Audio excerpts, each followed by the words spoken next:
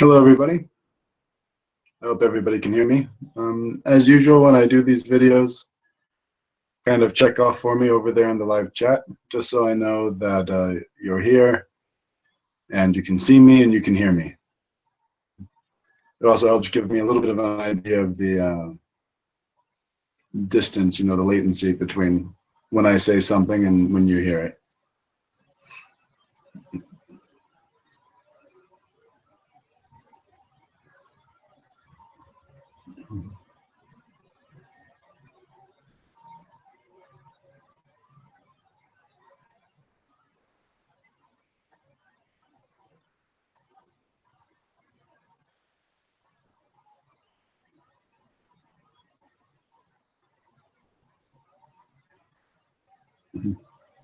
Okay, good. Looks like everybody can see me and hear me. Yeah, it's a little dark, but such is the nature of retreats sometimes. But as long as you can hear me fine, that's good.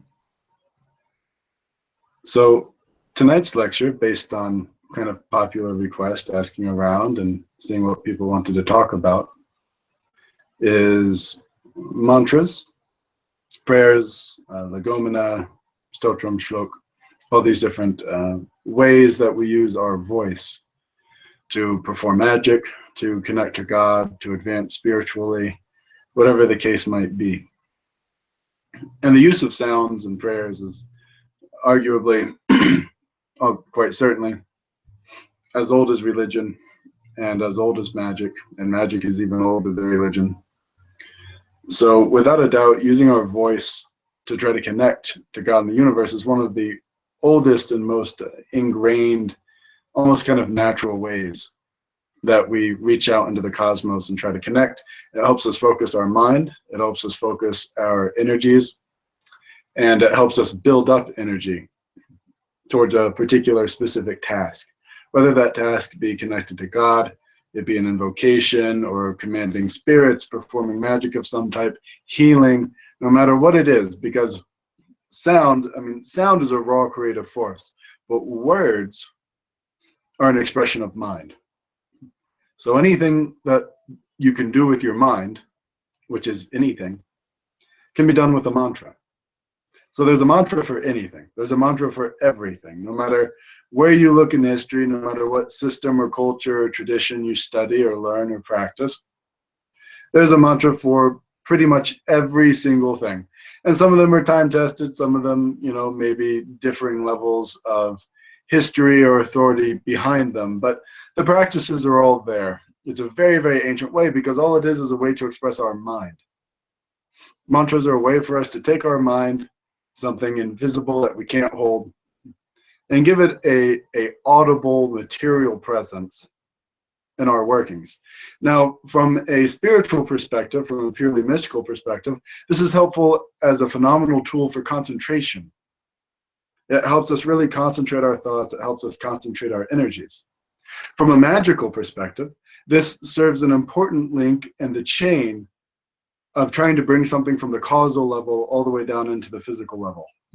The great task of the magician, as opposed to other types of spirituality, the great task of the magician is building the bridge, rainbow bridge, Chinvat bridge, whatever you want to call it, this bridge between worlds that crosses, spiritually speaking, from the causal realms or the highest planes of soul, where things first take on attribute or meaning of any type, and bring it all the way down into this world where there's so much meaning, attribute, and quality that everything's become confounded and exists almost in a state of chaos because of it, because of the sheer quantity of diversity here.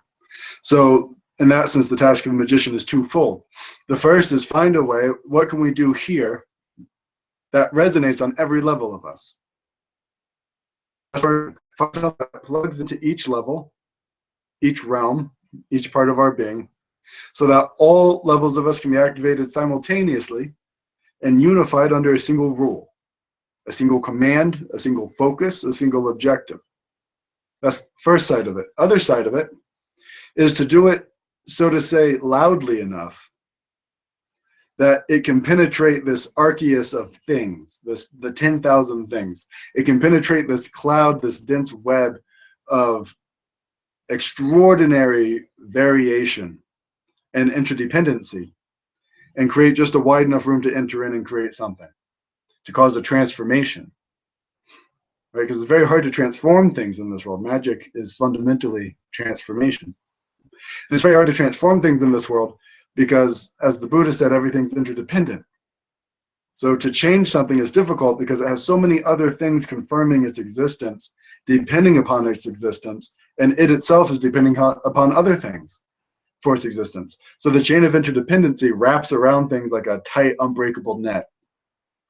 And force, like a lightning strike, is required to sever that net and open up the object for it to be allowed to transform.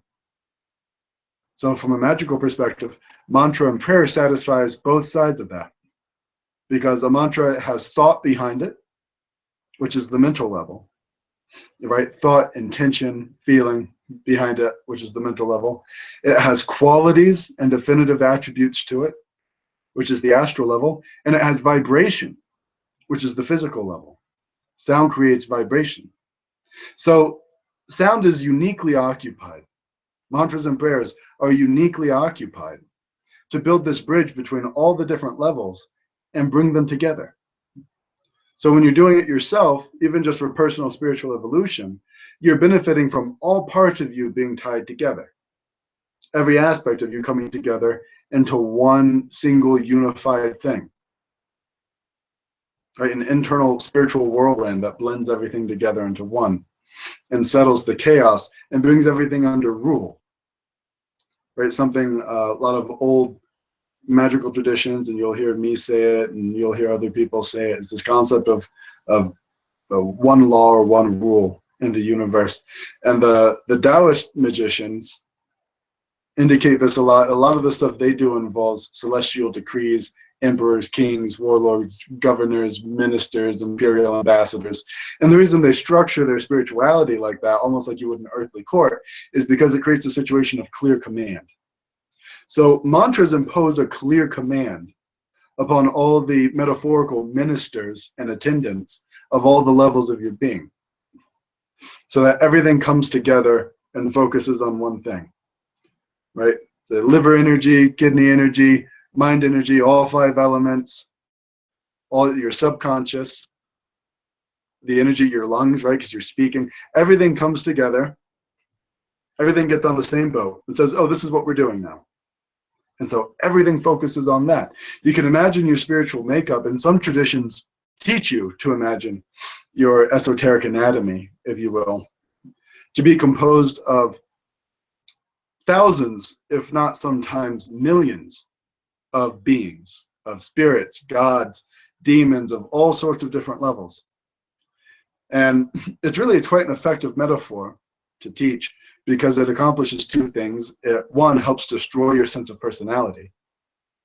Like, you're not you, you're just a confluence of many other things, right? You're nowhere to be found in there. The god of wind is to be found in your breath and your voice. The god of heat is to be found in your heart, your body heat, your metabolism, right? All these different deities and all their spirits are to be seen and found by their symptoms, but you aren't to be found anywhere. So it's a way to help cut off the ego by giving every part of yourself to other beings in that sense. So in a lot of the old, more shamanic and very ancient traditions that involve spirit work and prayer and deities, there is that concept that we're composed of all these. But the idea is that they're all doing their own thing. Right, so liver's only doing what the liver's doing, and the 5 spirits of the liver are only doing the things the 5 spirits of the liver are doing. And the 2 gods of the eyes are doing the things the 2 gods of the eyes are doing. And everybody's all doing their different stuff. And so your energies remain constantly divided, and division becomes the rule of the day, right? Lawlessness is the law within the self, within the body. Something like mantra, because it happens on every level, imposes a unified field of effort across all the different parts of your energies. Whether you personify them as spirits or deities, or you imagine them to be parts of yourself, or higher self, or elements, Sephiroth, whatever it is you personally see yourself as being composed of, they're all normally doing their different things. And mantra imposes a unified field of effort and a single direction of activity upon all the different things you're doing. Within reason, I mean, obviously, you can take it to such a degree that you override even physiological, autonomous, subconscious functions. But we're not going to get into all that or worry about that sort of thing. But it can happen, So mantra is good at that because it works on all these different levels. It brings everything together. All these energies, because you're physical energies, you have astral energies, you have mental energies. You're this big chaotic web of stuff. And mantra, because it happens on all these different levels, the intention organizes your mental energies, the qualities and attributes organize your astral energies, the sound and the activation of the senses through the sound organizes your physical energies, as well as the breathing process involved with it. So all these things, because of that, mantra sits in kind of a unique position of being able to bring all this different stuff in you together and have it all focus on one thing. And it is the effectiveness of prayer and mantra, which is why of all different spiritual technologies, it is arguably the most enduring and is without argument the oldest form of spiritual technology. So in that sense, we should respect it. Some people like to imagine they perform a purer kind of magic or spirituality or mysticism by not using sound, which itself creates a division between samsara and nirvana, creates a division between reality and apparent reality, and therefore sustains that division. By imagining that sound is a deviation from consciousness, you are affirming that consciousness is not sound. By imagining that your mantra and the attention or the attribute or the deity used in the mantra is different than the absolute one and the good, to use Plato's idea of the good, you are affirming difference between them. And so if you use it only as a means to affirm difference, then yes, for you, it's a poison. For you, it won't work. But if you expand your view and you hold on to it and you understand that samsara and nirvana are one, in that sense, that reality and apparent reality are both right here, interwoven. And it's not all this stuff around me that has any say in that. It's just a matter of adjusting my own mind. Then when you realize that, poison can become nectar. And then things like mantras, visualizations, deity work, all these things become aspects and tools of your spirituality instead of a distraction from your spirituality. Because to deny those, believing that they're different or that they're a distraction from true spiritual attainment, is itself a step away from true spiritual attainment, because you're affirming the division of this and that. And you're creating levels of purity in your mind. You're laying successive levels of fabricated concepts and mentation over the world around you. You've dressed it up spiritually. Oh, well, it's because it's not pure. It's because it takes away from sitting in stillness. You've given it spiritual colored clothing, but have no doubt that it is still layered fabrication of the mind. So a magician, and when I say magician, I mean in all, whether you call it a Feng or a Wu in China, like a Taoist magician, or you call it a Tantrika, you call it a Ngakpa, or you call it a Rouhani, whatever you call it, different traditions, they all have Brujo, they all have their different ideas. We're all magicians, right? The name is merely a division of language that couldn't be helped due to uncrossable geographical boundaries in the past that no longer exist. So this idea that like a Tantrika is different than a Wu, is different than an Arabic Rouhani, is different than a Brujo or medicine man, so sure, because of cultural divides, they have their slightly different methods. But wherever it's genuine high magic, it's all basically the same. And really all magic everywhere is basically the same. All black magic everywhere all across the globe is basically the same as black magic anywhere else. High magic all across the globe is basically the same as magic everywhere else. It's subtle variations. Everybody really likes to focus on what few differences there are. But on the whole, the methodology is quite different. One group pays more attention to breath, one group pays more attention to mantras, one group pays more attention to piety, and they have their little divisions. But we as modern magicians should attempt to dissolve boundary lines that are no longer there geographically, culturally, and often even linguistically anymore. We should accept that they're no longer there and not just maintain them mentally for the sake of maintaining them, or for the sake of feeling like we belong to some special club or sect or cult, you know, and getting that validation from that uniqueness, from having that badge, right, that says, well, I'm a South Indian, because then those guys all argue within themselves. I'm a South Indian Tantrika. I'm a North Indian Tantrika. I'm a yellow robe Tantrika. I'm a Northern white robed Tantrika. I'm a Siddha. Well, I'm a Nath, and the Naths are the real Siddhas. No, the Naths came from the Siddhas. And then some Nepalese guy says, well, they all came from Nepal, right? So even within themselves, they all argue. So there's no point getting into that. Just understand that the underlying methodology is all the same. And one thing pretty much everybody uses is mantra in some shape or another. Mantra and prayer. And I have no doubt that mantra developed from prayer as some kind of more efficient, precise prayer technology. And we should use it all according to our individual proclivities, right? So, and with the proper mindset, because spirituality has evolved, right? Like with anything, human beings get better at doing things, generally speaking, get better at doing things over time. Now, the flip side of the coin, magically, is that some things are revealed and are actually strongest and purest when they first appear, and then over time degrade. But most things, I would say 80% of things, are technologies like any other technology that improved over time. So if you're reading tombs of magic in India from old tantras in 600 or 700 AD, they may have certain concepts that aren't as divine or spiritualized or sublimated or even as finished or perfected as a set of magical teachings appearing in 16 or 1700, right? And then if you go even further back instead of forward and look at very old, like 700, 800 BC, you see a much smaller worldview in many different magical practices. So like very ancient times, mantras were used to compel spirits and force and threaten deities even, right? And one god would be the guarantor of this mantra's power against another god. The god would say, oh, well, you recite this mantra 400,000 times and I'll keep that god over there in check. So there's this sense of compelling, forcing. If you read the ancient Egyptian mantras, a lot of them have to do about threatening. You know, you shake your fist at the moon and say, I know magic words that can spin the moon around on its axis and pull it down from the sky. I know words to lob meteors at the moon.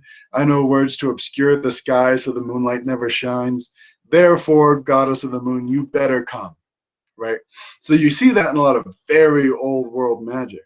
And then as time and evolution occurred, spiritually speaking, and those technologies refined and cultures refined and generally became more spiritualized, because the more advanced a culture gets, societally, domestically, technologically, the more luxury enters into that civilization. And the more luxury there is, the more time there is for higher contemplative thinking, as opposed to the immediate needs of right now. So some guy in ancient Egypt was out there shaking his fist at the sky, threatening to scorch the moon, not because he had something out against the moon, but because his whole family might die, you know, might not be able to make it through the winter, if in his mind, to his chain of thinking, if he doesn't compel the moon to do this or that for him. There was a greater sense of urgency due to the societal situation of the civilization. But as civilizations became more, you know, you could say just advanced, and a sense of luxury entered in, then you begin to see oftentimes a more profound contemplative spirituality. Because higher contemplative spirituality, higher contemplative forms of magic, even the great work, high magic as a whole, is generally speaking a product of luxury. You can do the higher spiritual work because your body and the people you love are no imminent danger if you choose to take your time and spend it that way. Whereas to an old world view that was often very dependent upon magicians, the local magician used to be a very busy man. And if you travel to third world countries today and more indigenous cultures, you will see that the local magician still is a very busy man. He's the priest, he's the doctor, he's the school teacher, he's the herbalist, he's the psychological counselor, he's the exerciser. He does everything.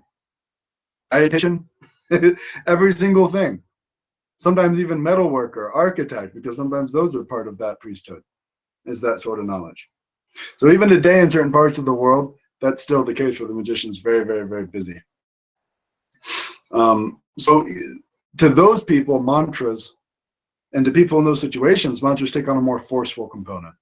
And then in the more I won't say higher, just in the spiritualized, more mystically inclined use of mantras, it occurs in turning the mantras inwards rather than outwards. And we use them to control, banish, restrain, transform, or sublimate things inside of us instead of outside of us.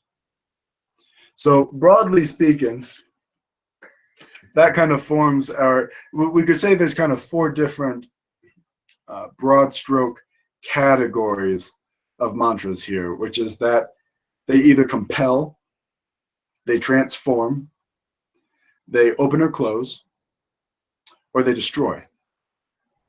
And those are the basic essential uses. And you can see, just thinking about that, okay, compel, transform, open or close, or destroy, you can see how that concept can have both external and internal meanings and applications. You can open channels, pathways. You can open the doors to realizations inside of you, just like you can open a door to a spirit or to a different realm outside of you. Or you can open a place or a special realm. You can seal things. You can seal energies inside of things. Those are all part of the open and close aspect of mantras. And then there's the compelling aspect of mantras. Well, you can compel your own energies and get them into line. You can wrestle them in, yoke them, and put them all in order using mantras. Just like externally, you could compel spirits to obey you. You could compel a river to obey you. You could compel the rains to obey you. Whatever the case is, mantras were a way to compel. So you can see externally, you would compel the external elements, but internally, you would compel and order and exert rule upon the internal elements using mantra. And then transform is literally transformation of one thing into another. Whether that's slow into fast, big into small, visible into invisible, powerful into weak. These are all forms of transformation. And in fact, bluntly speaking, much of magic, even much of spirituality, happens within that realm of transforming. Most things we don't destroy. Most things we change the activity of. And that's transformation. So for example, when you're working inside yourself, you don't want to destroy your fire element, because then, energetically speaking, the fire element is deeply connected to the heart and to the liver. And so then you'll see, you would die if you destroyed your fire element. If you destroyed any of your elements, you would die. If you even damaged it accidentally in the process, you would suffer substantial health complications. So you don't want to destroy or even necessarily compel these internal energies, but you want to transform them. You want your fire element to go from being this kind of unrestrained, compulsive energy that is making you say things you don't really mean, do things you immediately regret, getting you red in the face, giving you high blood pressure, making you irritable or angry. You want to transform it into something that makes you decisive instead of impulsive, that gives you drive instead of brashness, right? You want to transform it in that sense. Fire, when it's doing its proper job, is your metabolic force on every level. It's your digestive force. It helps you digest ideas. It helps you understand other people's points of view. It helps you remember things. It helps you break things down into assimilatable information. It helps you digest spiritual energies. And it has a naturally purifying effect. So when the fire element is doing its job, that's how we like it. We don't want to cut it, suppress it, compel it. want to transform it. So much of both magical and inner spiritual work has to do in that realm of transformation. And then there's the destructive component of mantras. Now, again, you go back very ancient times, destructive component of magic had a lot more to do with threatening spirits. And even if you look at medieval grimoires and stuff, everything is threatening. You're going to burn this guy. You're going to seal this dude away. You know, you're going to pull the sun out of the sky. You're going to switch the sun and moon in their course. You're going to put Saturn where Jupiter is. You're going to cause the Nile River to run backwards. You're just going to do everything that messes up everything the gods have going, as though the gods are just dudes hanging out who don't really have control over anything, right? But ironic, the other side of that coin is that that kind of brash speaking would give the magicians sometimes so much confidence that they actually acquired more power from it. And so there's times for destructive mantras, but as the more spiritual forms of magic really began to come more to the forefront, which was 500–600 AD, you know, pretty much universally, began happening a lot around there, around 300 or 400 AD actually. The developments of theurgy, or what we could call high magic, happened fairly simultaneously across the globe. In spite of vast distances and language barriers, they happened almost impossibly simultaneously. So you see Taoist magic, the Kung Po, and a lot of the Chuanzi, a lot of the earliest Taoist writings, the pulpits, things that early on allude to magic, all happening around that same time. And then same thing, the first tantras and the agamas in India we start seeing developed around that time. And then the science of theurgy as a full individualized spiritual science we start seeing form around that time also in Greece and Rome. So at around that time, even destructive mantras began to be used spiritually speaking. But again, you would turn it in upon yourself, right? The jihad al-nafs, the war against the self.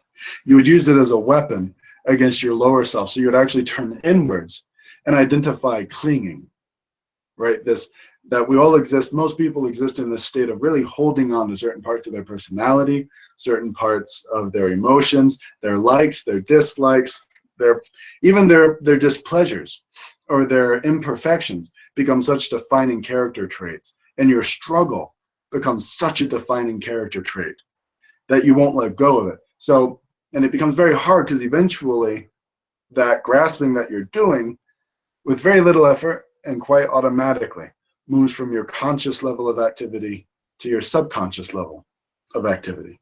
And when it moves to your subconscious level of activity, you now no longer even realize what you're doing.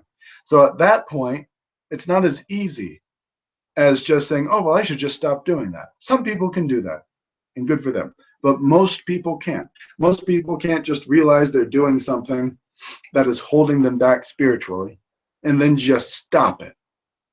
Just like most people can't be lifelong daily smokers, and then one day somebody finally tells them, you know, that's bad for your health, and they go, oh man, I didn't know that, and they put it down and never smoke again. Or things that aren't even technically physiologically addictive, like marijuana or alcohol, same thing, right? It's not like all of a sudden some little piece of information is going to make them look at the bottle, put it down, and be like, you're right, I should never touch this stuff again. It can happen, but it's very rare. So some of these things move from being a conscious activity to a subconscious impulse. And when it becomes a subconscious impulse to constantly affirm, I am this way, then you need oftentimes some manner of technology, like a mantra, for example, to turn inwards and deal with that. And those types of things, the energetic knot that you've tied around all this stuff, that can be cut. That's the thing that you use wrathful mantras on. That's the thing that you use wrathful prayers on. That's what you ask for the help and the wrathful force of God in overcoming and severing, right? And different cultures deal with that different ways. Some personify that knot inside of us, right? They call it Satan, the devil, Lucifer, or they call it our animal self or our evil self or dark self, our shadow, all these different levels. People will personify it sometimes to make it easier to face. to make it easier to deal. The Tibetans call it the knot of hope and fear, the Vajra knot, is what it's called in Buddhism. And you want to sever. So those things we turn inwards, and we use wrathful mantras on. And the difference in cultivation or enriching mantras and wrathful mantras can normally be figured out by the tail. You know, if you're ever reading Sanskrit or Tibetan mantras, you can figure it out by the tail end of the mantra. Does it end with swaha or pat? If it ends with swaha or soha in Tibetan, then you know that it's an enriching and developing mantra for cultivating certain kinds of energies. To say, I am this. If it ends with pat or pet in Tibetan, or sometimes just pe in Tibetan, if it ends with that, with the pat termination, then it's I'm not that, right? So swa is I am this, pat is I'm not that. Pat cuts through and destroys. So typically when you see pat, that's an astaraya mantra, it's a weapon mantra. You know, it's used as a wrathful activity. And again, you know, I will lean fairly heavily, at least I have so far, and I will on and off throughout tonight's lecture, into the Indo-Tibetan use of mantras, just because those are the mantras most people are familiar with. Right? Most people, the most easily accessible and the most widely translated and initiated and practiced mantras, with millions of CDs out there that all have audio recordings or downloadable songs that are audio recordings of how to do them, are overwhelmingly the Sanskrit or Tibetan mantras. They're either Hindu or Buddhist mantras.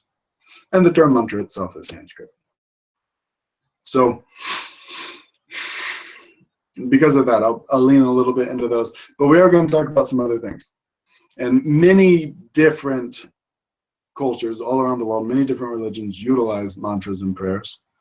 And Western magic utilizes mantras and prayers. And everybody uses mantras and prayers. But they all use it slightly differently. And they all, many of them prefer a different type or a specific type of mantra or prayer. So loosely, you know, in theurgy, this all falls under Lagomena.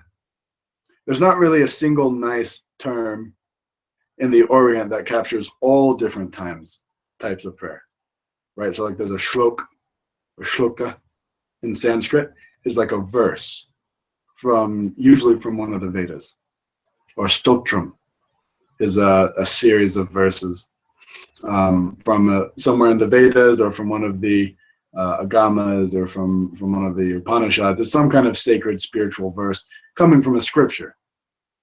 And then a mantra is usually a revealed, you know, a mantra usually has a rishi. So every mantra has a rishi, a rag, and a amount of times you're supposed to do it, you know, in the traditional Vedic mantra system. So like some people have asked me a little bit about the Triambak mantra, which is also called Mahamrityunjaya mantra. You know, its rishi, for example, is Makande, because he's the one who received it. So most mantras in India and Tibet and Buddhism have a rishi, you know, somebody who revealed it, or you know, usually if they call it a mantra, that's what they mean. If it's a shlok or a stotram, then it comes from one of the Vedas or from a holy work, some kind of holy work or a scripture. Buddhism doesn't have that quite so much. That's more Hinduism and has a lot to do with the Vedas and the traditional Vedic Brahmanic rites. And because the Brahmins kind of brought that practice into vogue of using the mantra. So a mantra is typically revealed in India, just so you guys know the difference.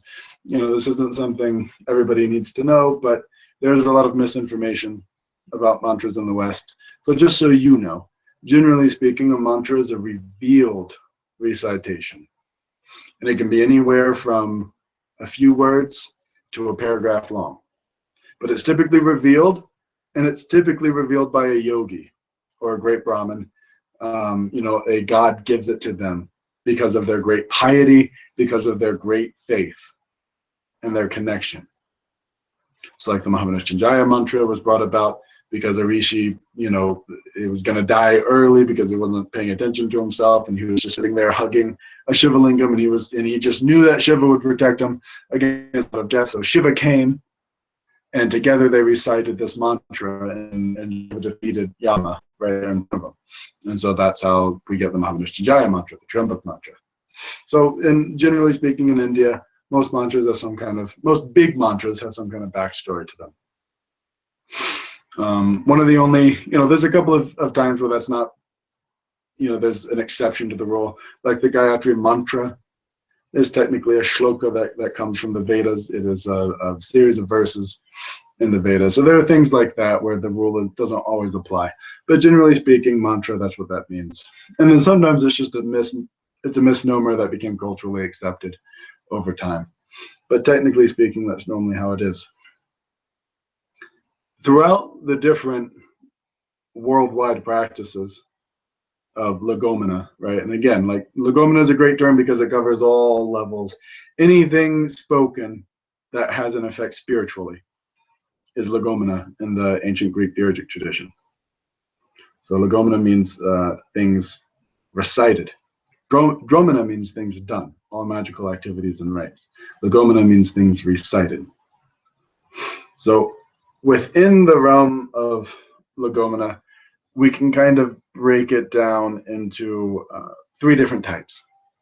There's scriptural mantras, or scriptural legomena, scriptural prayers. There's revealed prayers, which are usually magical in purpose and have some one specific thing in mind as to why they were revealed. And then there's seed mantras or prayers, which are usually sounds, permutations, kind of similar to the ancient barbarous uses. They are things that don't necessarily have a clear meaning, but they're just their sole purpose to activate certain core creative energies, both in the universe and within the magician. And those are also typically always magical in purpose. So broadly speaking, we can identify those 3 types of legomena. There's scriptural legomena, there's revealed legomena, which is usually just a few words or a couple of sentences. It has some exact purpose.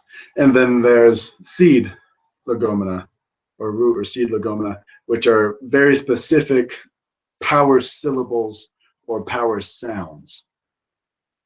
Right, so like Franz Barton's approach to the Sefer Yetzirah system of Kabbalistic speaking would be an example of that. As would Luria and the Baal Shem Tov's applications of permutations would be, or Abulafia's permutations would be connected all to that sort of thing. And what are often called Shakti mantras in India would be connected to those things. So these are beej mantras, these are seed mantras. Om, Am, Hrim, Klim, Shrim, that they have very specific sounds that form the bulk of the mantra. And some are combinations. For example, in the Chandipat tradition, which is part of a broader series of Durga prayers and scriptures. In the Chandipat, there's different approaches where you can take this one verse within the Chandi and you can attach certain seed syllables at the beginning and the end of it to kind of slightly modify its effect.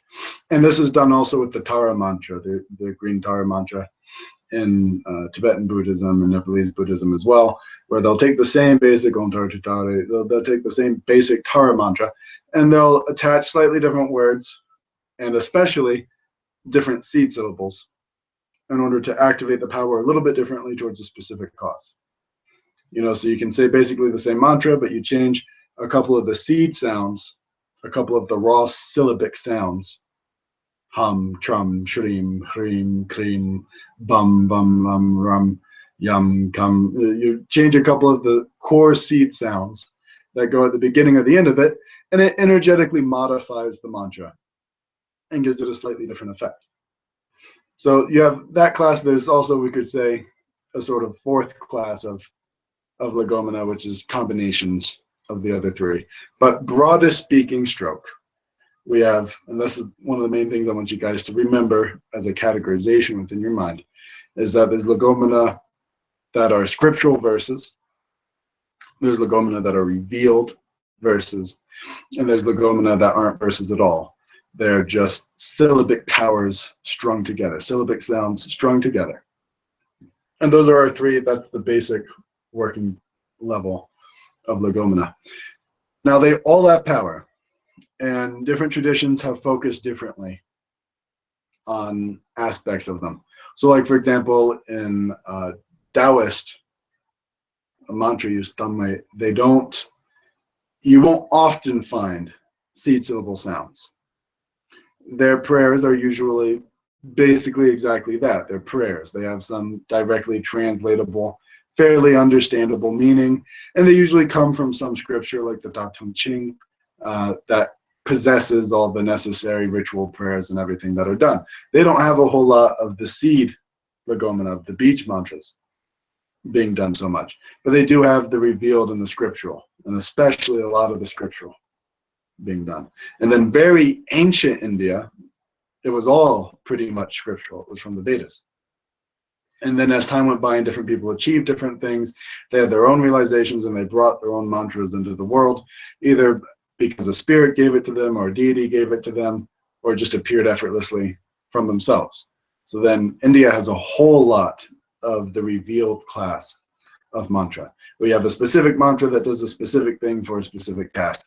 And sometimes that mantra is woven into a larger scripture, and it's hard to know precisely whether the mantra came from the scripture or the mantra got inserted into the scripture. It can be hard to tell the difference. And there are definitely plenty of mantras that just exist on their own, stand alone, without any other scriptural backdrop. So in India, you have, again, quite a lot of those too. But nowadays among yogis, there's a lot of use of the beach mantras and the revealed mantras. And then in terms of beach mantras, definitely Buddhism, Hinduism, and the spoken Kabbalah of the West. And I would even go as far as to say that some of the barbaric sounds in Western magic are so far removed from their Chaldean, Assyrian, Egyptian roots and meanings that they are no longer at all effective because of any, and let me finish that sentence, they're no longer at all effective due to any direct meaning or translation. They are now solely effective as a syllabic line of power sounds that are made to activate energies within the magician and within the room and the universe.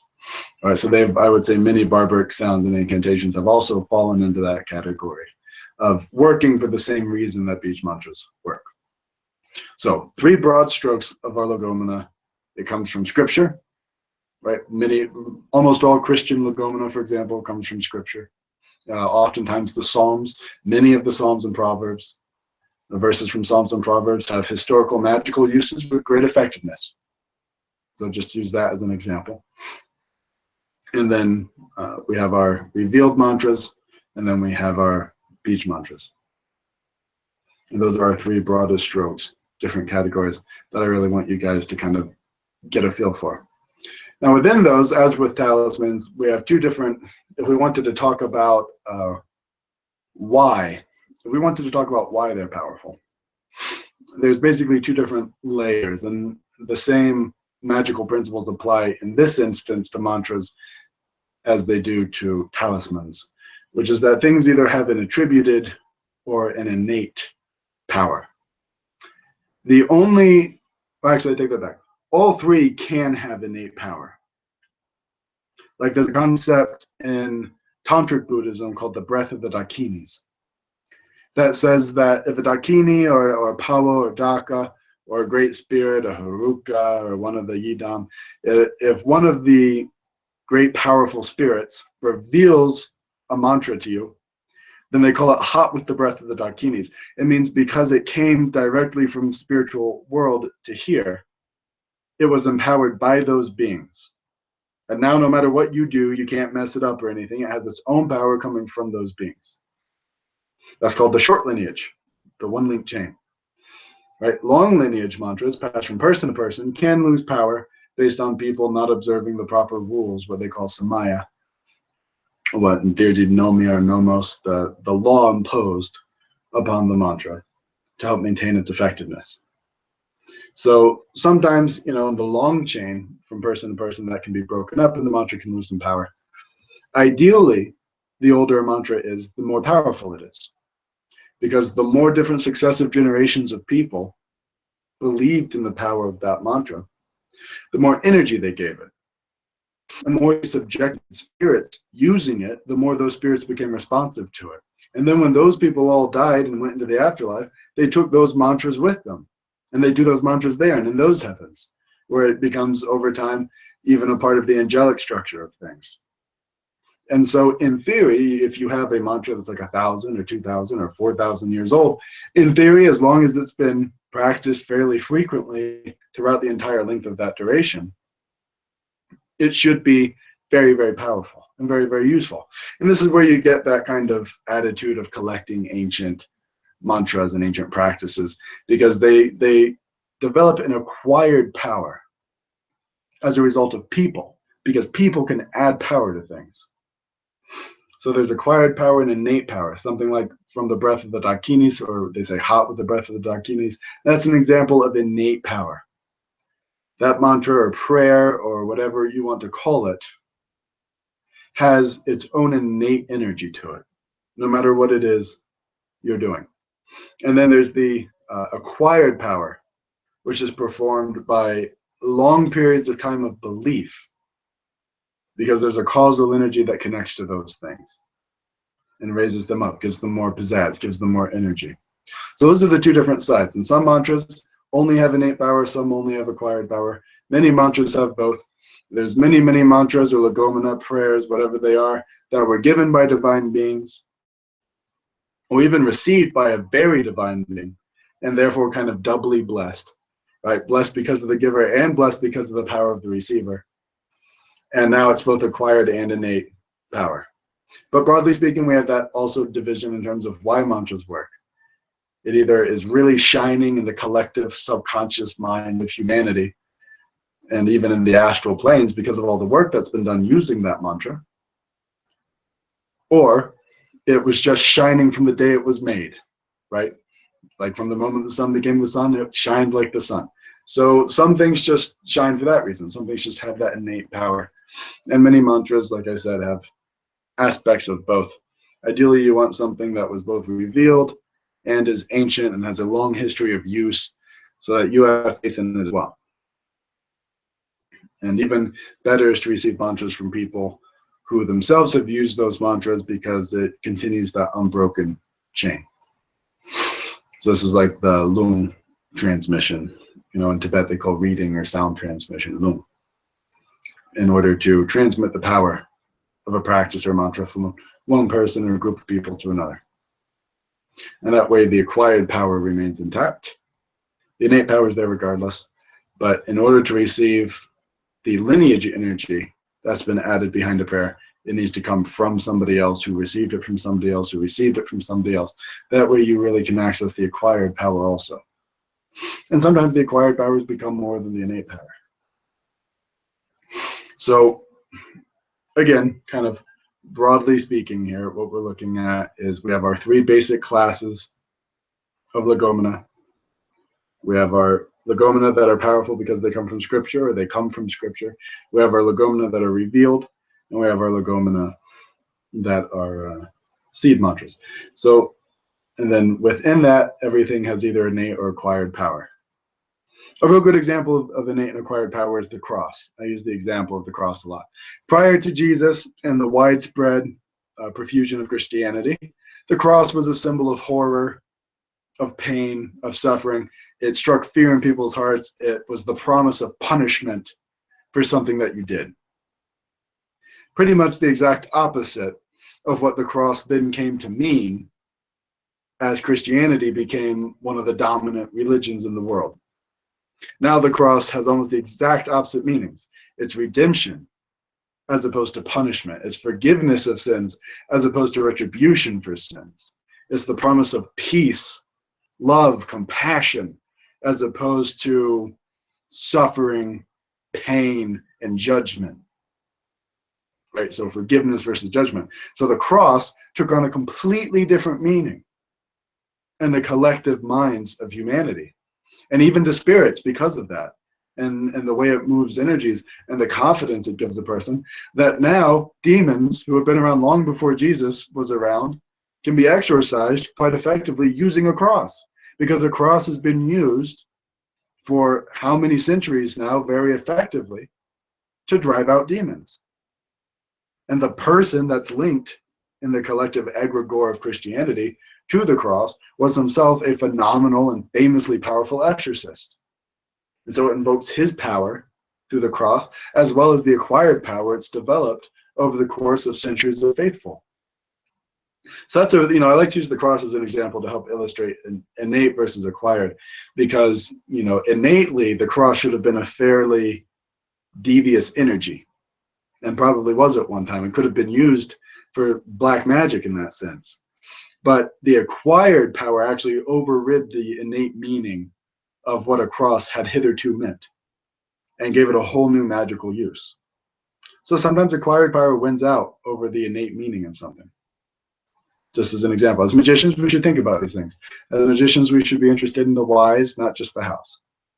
Because if you can understand the why, you can imagine the how for lots of other things without needing individual instruction for every single thing. So let's do a little bit of a Q&A now at this point, and then we'll do a short break.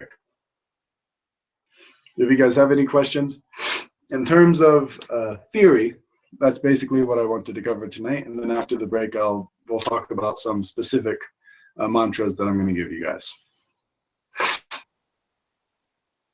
But if you have any questions, go ahead and ask. Don't be shy. And I will start with Keith's here. Has a mantra ever been revealed to me in English that is recited in English? Is English an acceptable language for spirits to reveal such things in? So there's a real funny, that's a great question, excellent question. There's a very funny disconnect between the Western view of language and the Eastern view of language when it comes to magic. In very ancient cultures, other languages are seen as dirty or impure. Everybody, all ancient cultures, Japan, China, India, ancient Mongolia, ancient Persia, they all believed their languages came from the gods directly. And therefore, and the Jews have this as well, the Hebrews. And so therefore, only things recited in their own tongue became powerful. Now, the way this developed eventually was in very ancient cultures, almost inevitably, they became a kind of clerical version of the language, restricted for magical or clerical use, and then the common colloquial tongue. Kind of like how among the Jewish community, Hebrew and Yiddish became separated over time. And we see that in many different places and traditions, kind of like the difference between Sanskrit and Hindi. We see that in many different ancient cultures now, where they've divided a colloquial and kind of ancient tongue for themselves. And now the ancient tongue is strictly used for spiritual or magical purposes. Then in that instance, they don't necessarily know what it is they're saying either. But in ancient times, those magicians would have technically just been speaking in their own language, not in some kind of special language that only priests spoke. They would have just been speaking in their own native natural tongue, and would have strongly believed that only in that language was magic effective. Meanwhile, in the West, we have always been oddly aware that our spiritual teachings come from elsewhere, right? We don't really have, if you go back to ancient Greece, ancient Rome, all the way back then, starting from there, this concept developed thanks partly to people like Pythagoras and Socrates, who went on these massive travels and brought foreign teachings and wisdom back to the West.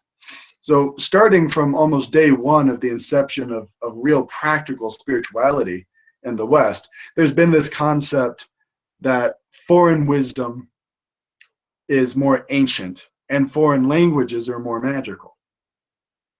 When technically all that was really happening was the people who were learning that magic, were sitting there in Egypt, and Egyptians were telling them only the Egyptian language has the power to command angels and demons. So if you want to command angels and demons, you have to do it in the Egyptian language, right?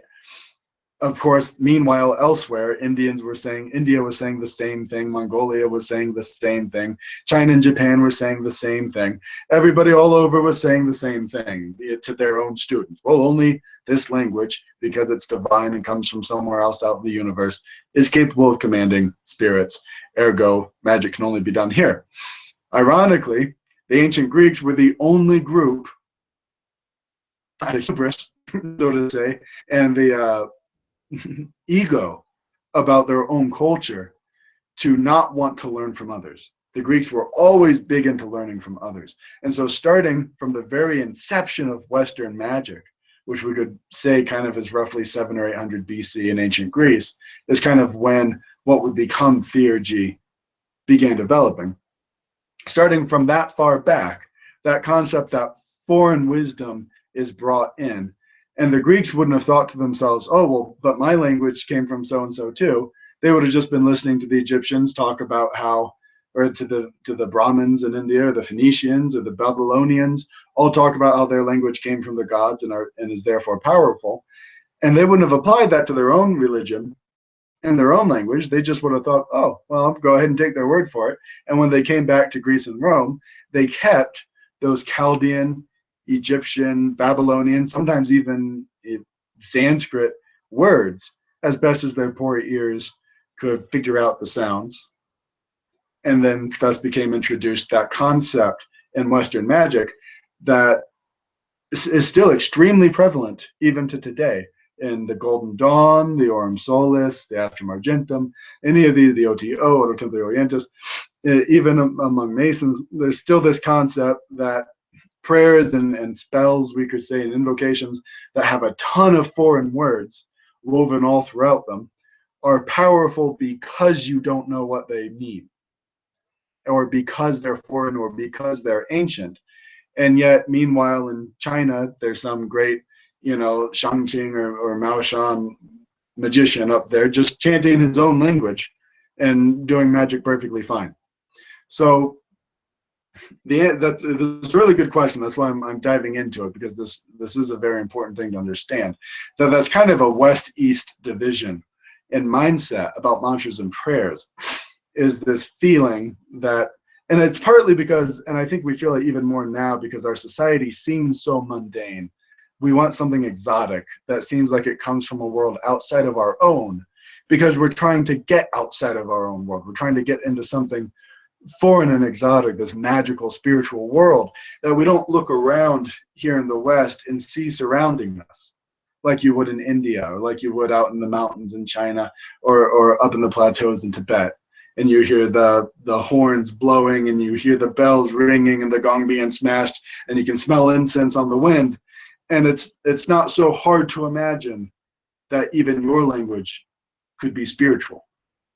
But here in America, the equivalent is, some weird trash like gas mix smell blows in from somewhere, and then somebody honks something over there, and you get the whiff of burning meat, or charcoal, or someone's grilling hamburgers over there, and someone's shouting at somebody over there, and there's a vague aroma of alcohol or something. So it's not, you look out the window, you see concrete. So it's easy to feel like we have to get outside of our language in order to get into a world that seems so different than this. So you don't need to do prayers and mantras in foreign languages. But the issue is that English, thanks to Christianity, does not have a good surviving spiritual history in terms of a lineage of transmission. So no matter what you did in English, it would have zero acquired power. Right? It would have almost zero acquired power, because there would be no lineage energy behind any of it.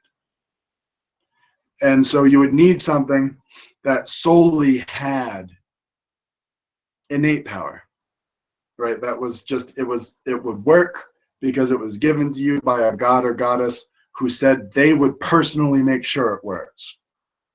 And then in that sense, you could have an English mantra that would be sufficiently powerful. But as a magician, at the end of the day, you have to be practical, less than an idealist. So it would be wonderful if we had like some big book of English mantras, and everybody could really understand the meaning of everything they were saying, and it would make the path a little easier. You wouldn't have this feeling like you were doing foreign things or like you had to learn a foreign language to really grasp the meaning of some of the things you were saying. You would understand it from day one. But at the same time, if we look at the way the psyche surrounding prayers and incantations in the West has effortlessly and kind of naturally developed, you would be going against the grain. You'd be going against the flow of the lineage energies at this point to do that and to cause that effect. Now, I have no doubt now that very powerful and ancient lineages of magic and spirituality have entered into the West now from other places in the world. I have no doubt that we may, in these next 100 years, start to see some powerful prayers and some powerful mantras and seed sounds appear within an English or a French or even a Spanish, whatever different Western language, appear within that frame, as opposed to its native, the hitherto more classical Oriental frames. I think that that's a possibility. But then as a magician, you'll still have to weigh, do I do this probably very powerful, let's just give the benefit of the doubt, English mantra, but that has no lineage behind it yet?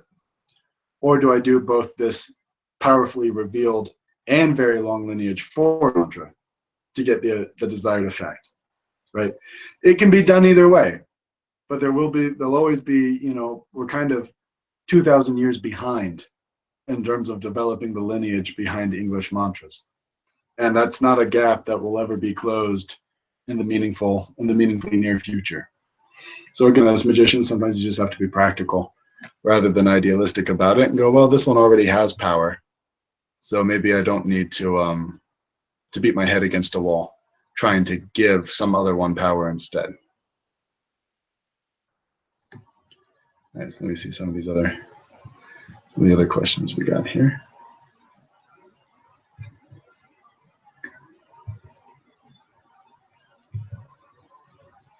I'm trying to adjust my screen so that I can see them. There we are. Oh, okay, you guys asked a couple of questions. Oh, you guys asked a lot of questions. Give me a minute. All right, this is good. Questions are good.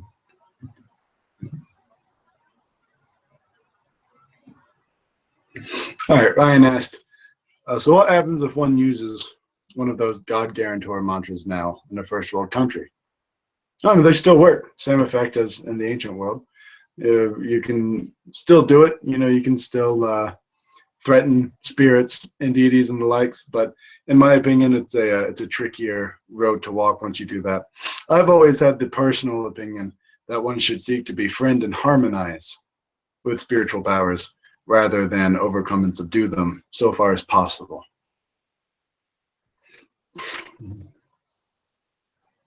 Marcin asked, could you give a teaching how to better maintain ritual purity, which I assume will increase our success with mantra? Okay, so I don't want to get too far off track from focusing on mantras tonight with that, because that can be its whole own thing. But basically something like the lustrations or voodoo practice, where you take some water and you do some prayers over it to give it a spiritual, you invite the spiritual into it, and then being very conscientious of removing any heavy energy, any heavy or dark energies from you. You wash your hands, here and up to the elbows, right? You wash your face and wash your mouth out, wash your nose out. You can run water over your hairs, run water a little bit through the ears, if you're a man, into the beard, over the eyes, right? And then wash your feet off. And then that whole time, just be very cognizant of removing anything that's obstructive spiritually. And that's a very good thing to do, just a simple kind of self-washing magically has gone hand in hand with magic in every culture for as long as magic has existed. There's an awareness that energies are sticky. So when you go out throughout your day, you get other people's energies on you, you have your own lingering energies from hours ago, something that's no longer relevant to now. And when you step in to do something spiritual, you want to kind of have an energetic reset. So something like a bath or a shower or lustrations where you wash and clean yourself for spiritual purposes, being very mindful of why you're doing it, so that you can take the energy from the water and get it into an astral and mental level, not just a physical level, is a very good practice no matter what it is you're doing, whether you're going to sit to meditate or you're going to chant mantras or you're going to do magic or an invocation. No matter what you're doing, it helps reset your energies and bring you more into that present moment. Nikolai is asking, could you while holding the breath? You can recite mantras while holding the breath. Ancient Brahmanic sutras and recitation practices for mantras. Sometimes there's specific breathing you do before a mantra, and then specific breathing you do during, and then specific breathing you do afterwards. You don't need to make it so complicated. You know, pranayama and mantra are different things. They're good to combine, but not necessarily in any particular ratio. So, for example, let's say you're doing a practice that has an inhale and exhale component to it, and you're supposed to be inhaling and visualizing one thing, and exhaling and visualizing another.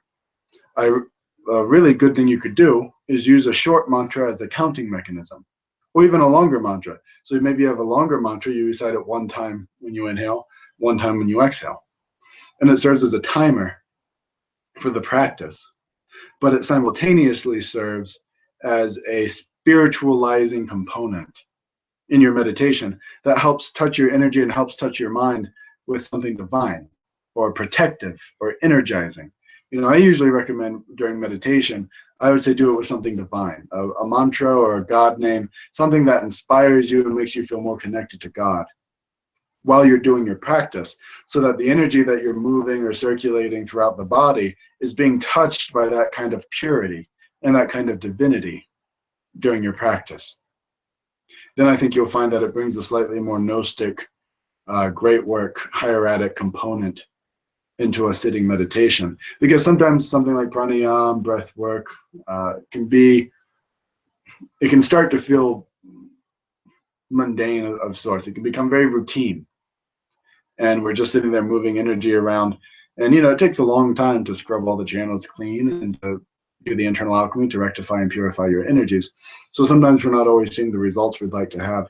So kind of mentally chanting something that uplifts you and inspires you and makes you feel closer to God. It can be a verse from the Bible or from whatever scripture you want, or some verses from the Heart Sutra or Way of the Bodhisattva that you like. It could be specific mantras. It can be mantras of praise, whatever you want to do. Something that helps you feel more connected to God while you're doing it will help bring in that pure energy and that really high, subtle, causal energy into your practices while you're doing them, while at the same time giving you a little bit of it'll increase your focus, it'll help glue your mind to the energy better, and it provides a little bit of an energetic buffer. It can have a protective effect as well for your energy.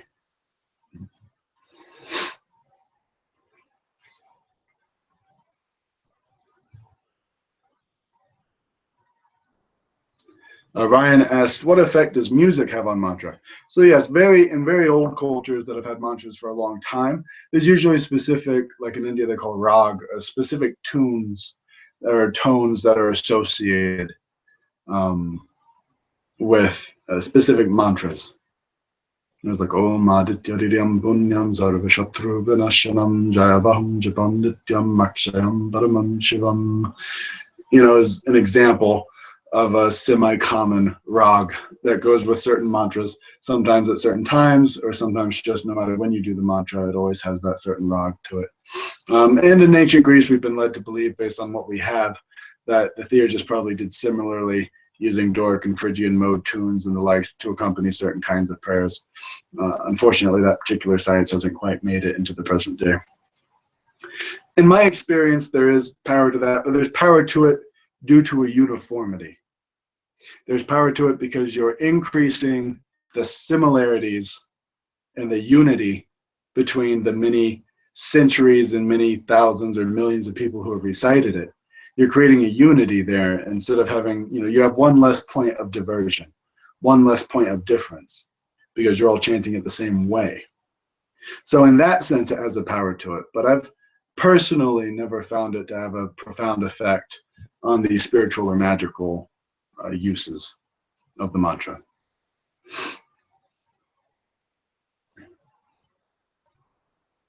Ethan asks, how long do acquired attributes last if they're not continued over time? Well, there's not likely an exact length of time, you know, there's not a precisely knowable half-life, so to say, on mantras and prayers. But my experience is it doesn't take long. I mean, once a lineage is broken, it's broken. You know, so it could restart, and then from there, the acquired power can build up over time. But once the lineage transmission for a mantra or something is broken, it's broken. And, you know, the successive generations will still get some lingering just on the astral and spiritual levels because of the past life people who've done it. They'll still get some effects from it. And some of that acquired power will go there, but it will no longer have that same direct transmission where, you know, because the direct transmission of mantras has this effect almost like, you know, the metaphorical snowball rolling down a hill, gathering more and more snow. The more people it goes through, the more power it acquires.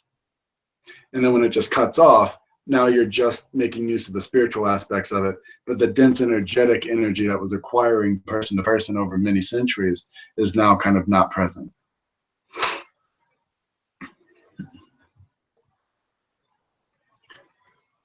And Jim is asking, for the Orphic hymns, is it best to recite them in Greek, if we can, or is English just as effective?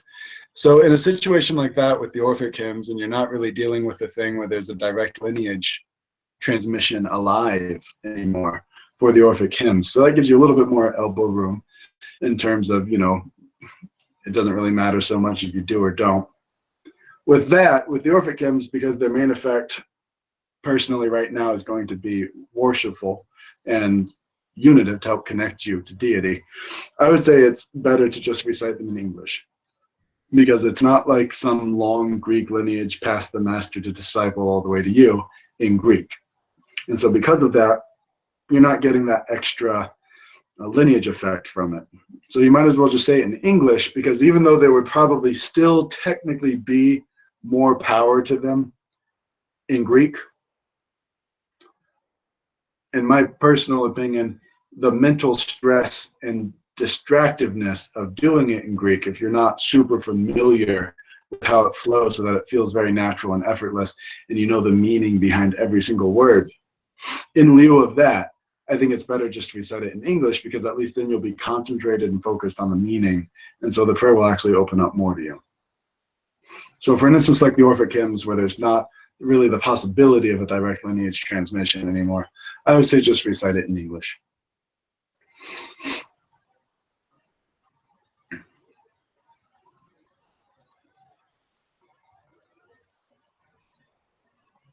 And Keith asked, can you point me in the direction of an acceptable source for barbarous names? Barbarous names are barbarous names. The Bornless Ritual of the Golden Dawn uses a lot of them and is quite well resourced, and that comes out of, I think, the Demotic Papyri. So you got the Greek Magical Papyrus and the Demotic Papyrus. Those are both packed full of barbaric names, and were recovered from a archaeological site that they think had been sealed sometime around 200 BC. So they're kind of a time capsule in that regard. So I would say that in terms of modernly accessible ancient barbaric names, that would be one of the best sources, would just be the Papyri, the Greek Magical Papyrus and the Demotic Papyrus. You still see it, you know, it appears in Solomon, it appears in much of medieval magic. But in terms of original use, I would say those two Papyri.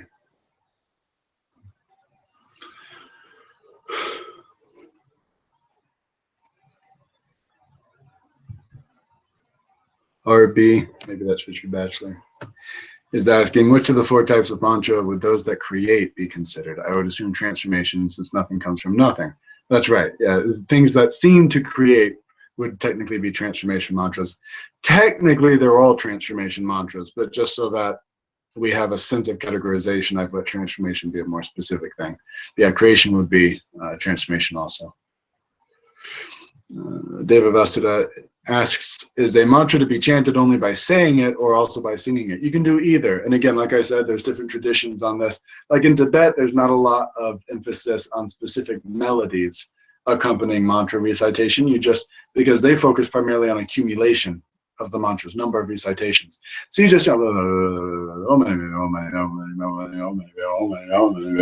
you just chant as much as you can in a reasonably quick tone to make sure that you're still pronouncing it correctly. And then, other places like some sects in India may tell you that, well, certain mantra has to be recited with an exact rag and an exact tone. But then some other sect might say, well, it's actually recited in another rag, in a different tune. So I wouldn't get too carried away with it. I would say just, most mantras, you can sing it if you're feeling devotional. You can chant it if it's having a more direct spiritual, mystical purpose.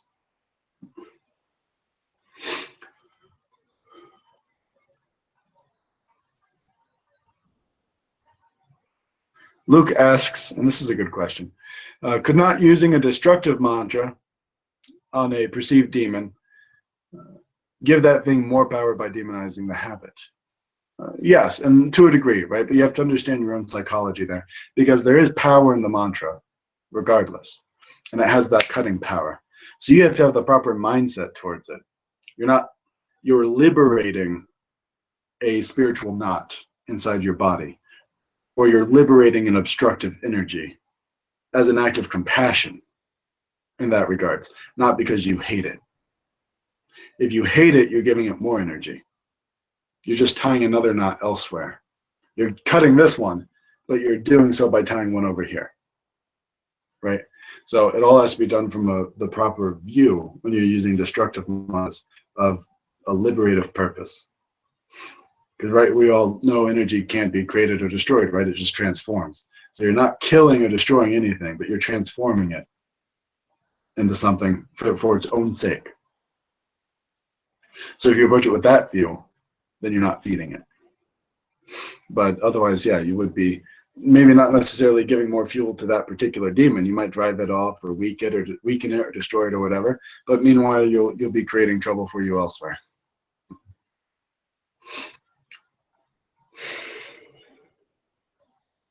I think I kind of answered Richard's question there. Thiago asks, Ramos, the Kyrie eleison Legomena has this destructive wrathful power over our vices. What is Legomena? We are familiar with it at this power. Any mantra Legomena can have that kind of wrathful effect on your own energies and your own powers if you use it that way, if you strike at it that way. But like to use, if you're familiar with Ekatonamai, which is the 100 names of Dionysos, then an example would be anthroporaistes, right, which means render of humans. But we would understand it mystically to mean render of the lower self, or destroyer of the lower self. So like Io anthroporaistes, praise be to the render of humans, would be a wrathful approach, so to say, of using one of the divine names of Dionysos to turn it, or El Gabor, the strong, the mighty one, to use like a Hebrew name. Those would be examples of turning it upon yourself in order to help sever those ties.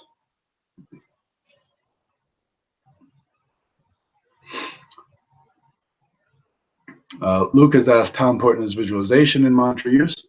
The more magical you're getting, the more focused your concentration needs to be, because concentration, visualization, imagery activates the realm of attributes, which is that astral level, and helps connect that bridge that gives magic power. So if you're doing something more magically, the visualization needs to be quite strong. If you're doing something more spiritual, mystical, it's more just about really feeling it. You don't really so much need to visualize it, but you should be feeling its effect on you. And there should be faith in it. There has to be a lot of faith in it. Matt asks, can a mantra theoretically be used for all four purposes given? Could mantras like Kyrie eleison or the Ekatonamai, for example, theoretically compel, transform, open, close, and destroy? And the answer is yes, absolutely. Mantras can be used for many different things, but you have to be mindful of its nature, right? Like if we were to say Io Iatros, praise be to the healer, that would have a harder time compelling a demon to leave a body than maybe something more wrathful or something more empowering for the person, like praise be to the mighty, right? So, because when you're doing exorcisms, you either need to empower the divinity within the person, or you need to destroy the evil that's attacking that divinity.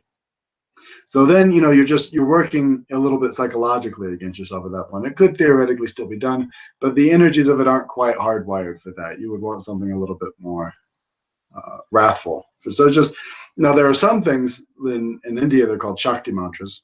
There are some mantras that can be used for anything. And many different types of Bij mantras can be used for anything. Because almost all Shakti mantras are Bij mantras. Not all Bij mantras are Shakti mantras. But a Shakti mantra is just a mantra that builds your power up. Right? It just builds and builds and builds power inside of you. And then you direct it at something and you overcome it. So that's, you know, and to put that like an example was when he was teaching me once about one of his favorite Shakti mantras. You know, my yoga guru told me, you know, I could say this one way and it would heal a person. And I could say it another way and it would pop their head off. Right? So that's what a Shakti mantra is. A Shakti mantra is something, it's an all-purpose mantra because all it does is build up your power. And then you decide where that power goes.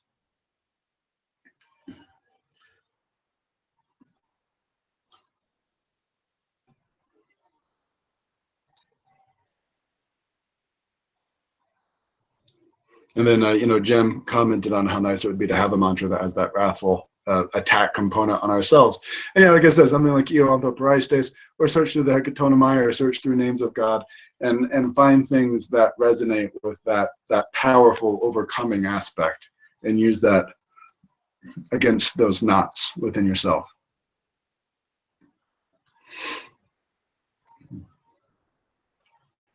Mike is asking, are mantras and song and dance traditions, like from the Native Americans, related? In the sense, yeah, that they're all meant to be kind of a full-bodied expression. And in some ancient traditions, they're all still kind of done at the same time. Like if you look at the Vajra dances in Tibet, there's mantra, mudra, musical instrument, and physical posturing, all occurring simultaneously. So that's highly magical. That's really bringing it down into the physical level. And the Vajra dances are used primarily to compel, remove, or destroy demons, avert plagues, you know, things of that nature. So they're bringing it all to a very dense level because demonic energy is very dense. So then they incorporate all of it together. So they're a very good example of that.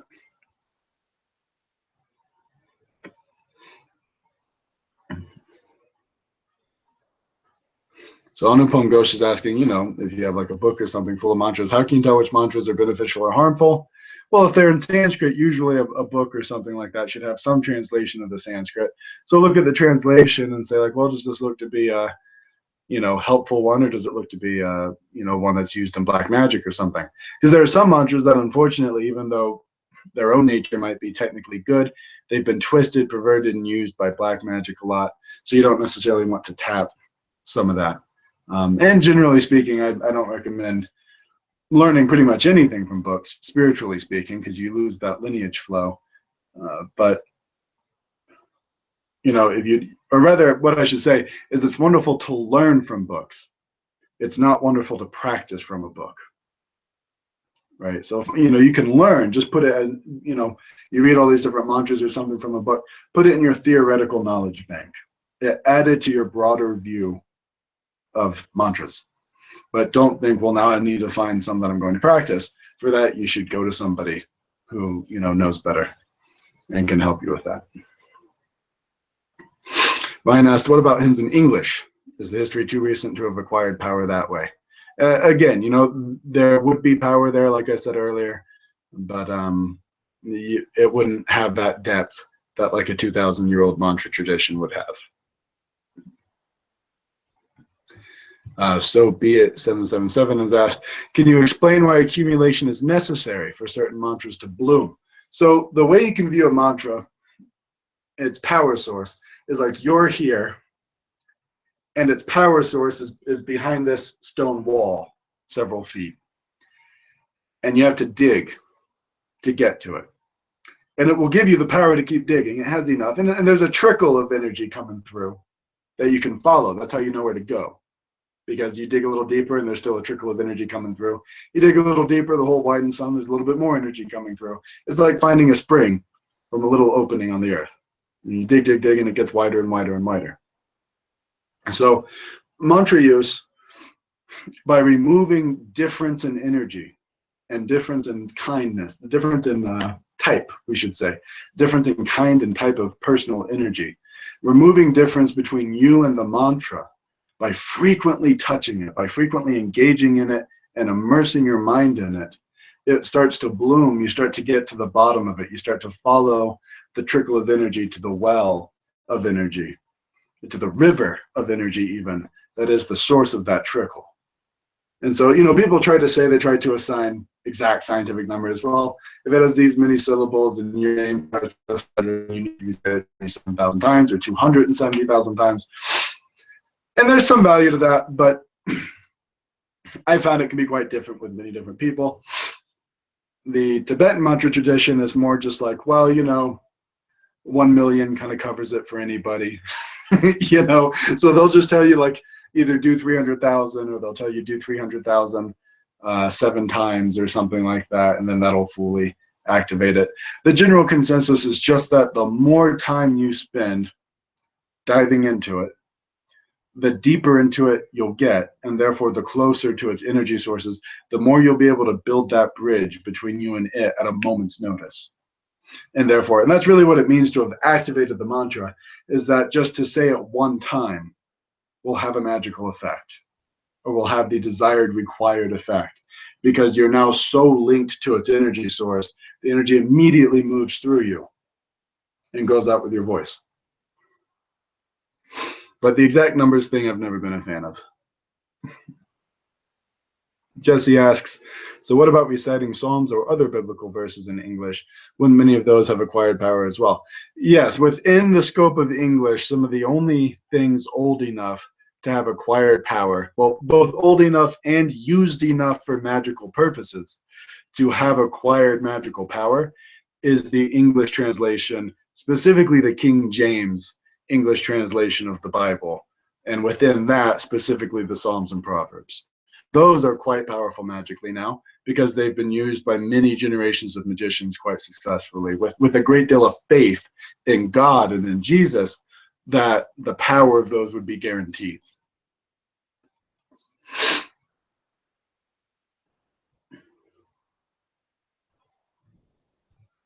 Epinoia is asking, what is Vajra chanting?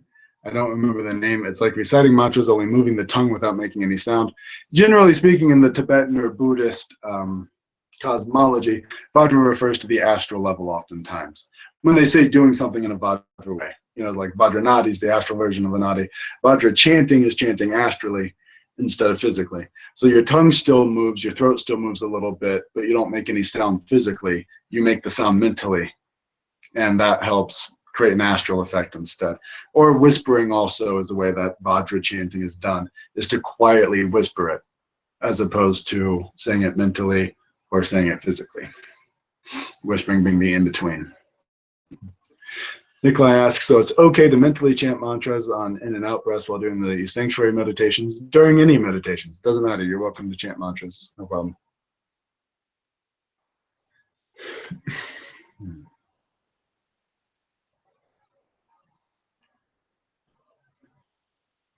And Epinoy also asked, could you teach us a mantra for dream work? Mantras for dream work are tough.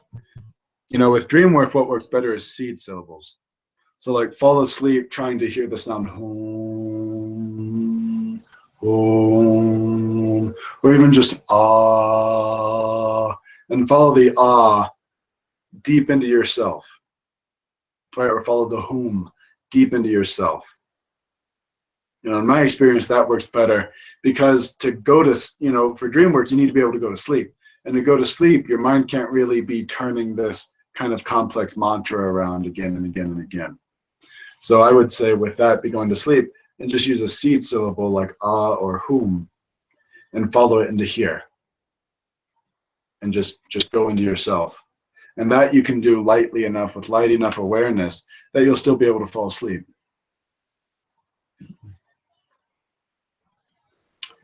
Davis says, what if you have a personal mantra based on Vedic astrology and you don't have the time right because the time you were born was decided by someone else, like a C-section? So C-sections don't mess up your astrology because the sky understands that C-sections are involved. And so your astrology is whatever it is. You would be able to look at a person who had a C-section, and their astrology would tell you they had a C-section, which means a person born at that time was always going to have a C-section. And therefore, the life is planned from there. So it's not that it's wrong, because you weren't born any other time. The astrology you have is the astrology you have. The astrology you have is decided from the moment of your first inhale. The moment of your first inhale. It doesn't matter how that baby left the womb. The moment of the first inhale. Immediately before the first cry. And then the first cry comes. So that breath before the first cry is the moment, the precise moment from which astrology is calculated. Even still, from there, even if it's off by a few minutes or something, an astrological mantra should still be correct. So I wouldn't worry about it. Ryan asks, to add to Jim's question from earlier, what is the phrasing to use individual names of ectonymite either internally or externally? All you have to do for the phrasing is just add EO in front. EO is just an ancient, magical, simple, ancient Greco-Roman way to say praise or hail, right? Like hail to, right? So you can say EO. It's like saying El before one of the names of God. El Gabor, for example, El Shaddai. It's similar to saying that. It's just a way to kind of crown the name, EO. Gigi asks, does in the beginning was the Word and the Word was with God and the Word was God have to do with the seed mantra Om that created the universe? Created the universe, then to you that's what that connects to. It connects to that primordial hum, because the universe had to be birthed from vibration, and vibration and sound are symbolically linked to each other. All sound is seen as a manifestation of vibration. Ryan asks, where do we find seed mantra, legomena, and syllables? I mean, I wouldn't go out hunting for them. If you're in a school or lineage of some type, you should learn it at some point if they teach mantras. But you don't really mismatch. You don't really mix match beach mantras. So, like for example, it's not quite in the Orient. For example, it's not quite like how it's taught in the West, where you can learn all your syllables and then go, well, I want this syllable, that syllable, and this syllable, and fill them together and make something magical. The syllables are much more to do with each deity has specific seed syllables connected to anything they're doing. And so if the mantra depends on the power of that deity, because mantra and deity are completely interconnected in the Orient. So because the mantra depends on the power of the deity, a Bij mantra for that deity can only have certain Bij sounds associated to it. And those sounds are based on certain syllables within the deity's name.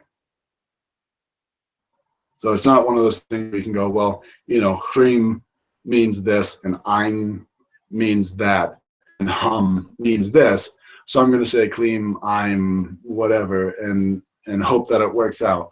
That's not how those mantras are arranged. The Bij mantras are unique to their particular effects. They're not seen as having generalized effects. Right, like in Western Kabbalah, the seed sounds are seen as having generalized effects. And bear in mind that however you train with the seed sounds is how they will be effective. It's however you train, because that's how you dug the current of energy from the causal level through the mental, through the astral, into the physical. That's the ravine you built for energy to flow through. So however you built the conduits of energy is how the energy is going to move. So if you train in the seed sounds to all have a generalized and individual power, then you can work with them that way. But if you train in them where they're each connected to specific gods, for example, then you have to work with them that way, right? But you shouldn't just treat one group like the other group.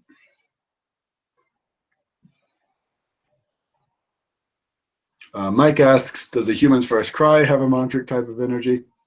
Yeah, probably. I'm sure there's some kind of unique power that comes out in that moment. And Peter Lee asks, is it okay to chant the names of the 72 Mercury spirits? as a mantra. I would not recommend chanting the names of spirits as mantras because it tends to make them come visit, and you may not necessarily be prepared for that visit. And Pablo is asking, might reciting the long life legomena be appropriate to recite during illustrations? I can imagine Kyrie eleison and even simply agathos might also be appropriate. Sure, yeah, any of those are fine to recite during personal washing, illustrations, ritual bath. Deva asks, are there teachers who only teach you about mantra and or meditation without the need to have an academic level? Well, when I say teacher, I mean like guru or an acharya, a mukadam, somebody qualified spiritually to teach you, not like a professor or university education for it. I mean, as a sense of a spiritual teacher. Yeah, there are teachers out there whose whole thing is prayers, and you just got to know what you're looking for. Like if you're learning, or you have to know who you're learning from. Right? Like you're learning from somebody who has traditional Brahmanic training in the fire pujas and rites and Abhishek and all the Pranapatishtana and all these different things like in India, then you can imagine a lot of your training is going to involve mantras and prayers, right? In the Sufi world, much of your training involves mantras and prayers.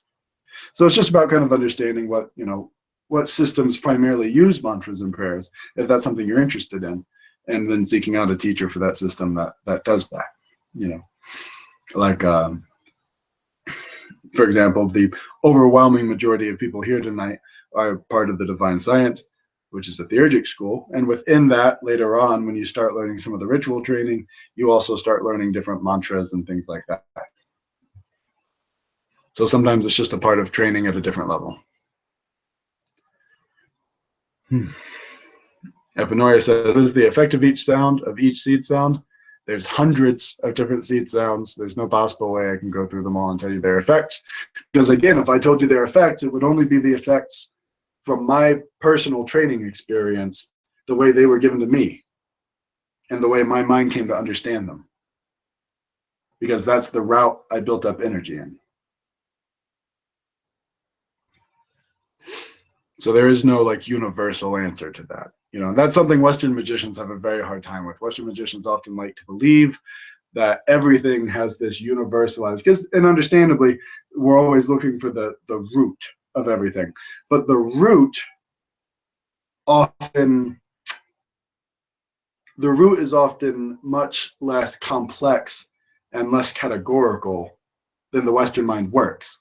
So if we say, oh, well, the root of legomena would be discovering the universal sound or the universal qualities that are present in each sound in all traditions. That would be wonderful if it worked that way, but it doesn't. If you read the Sefer Yetzirah, you'd be like, okay, cool, this is what all the seed syllables are. This is their meaning. And then you would study Kododama in Japan and just be thrown completely for a loop, because some of them have diametrically opposite meanings, some of them have nothing to do with each other, some of the same sounds aren't even used. But then maybe you'd look at the two and try to build something of a bridge between them and feel like you had figured it out.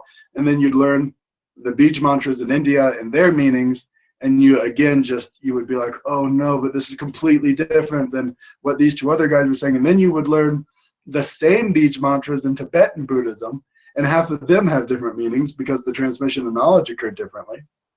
And you'd be thrown for a whole loop again. So, we like, in the West, we like to look for that universal root. It's a good motivation, but we often look for that root at too fabricated and complicated a level. We actually have to go deeper, right? And understand that the root is that there is sound and there is vibration and there is cosmic sound and vibration. And we can link cosmic vibration to material sounds by rigorous training, so that they flow effortlessly and automatically without really needing to think about it, which makes it seem like it's just the innate power that sound has, but it's not quite. I mean, some things everybody agrees on that makes sense. Like everybody agrees basically that M is water. Everybody basically agrees the S or SH and R sounds are connected to fire. Everybody basically agrees the Ah sound is connected to air. Everybody basically agrees D and G are connected to earth. There are certain vague similarities you can see, but you can also just see the psychology behind those beliefs. right? Because the water is associated with mother, and the word for mother begins with in many ancient languages. Mata, ma, mom, memu, mai, all different terms for the word mom in different languages, right? In many, many different languages. So you can see where water is associated with the moon and is associated with giving life. You can see how M would become associated with those things. S and SH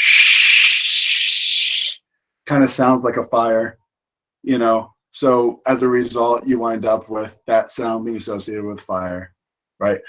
Is seen as very primordial and interconnected to everything else. It's at the end of any letter we say, you know, like any sound you can make, ta. Any sound you can make has that air that comes out after it. That's vaguely like an ah.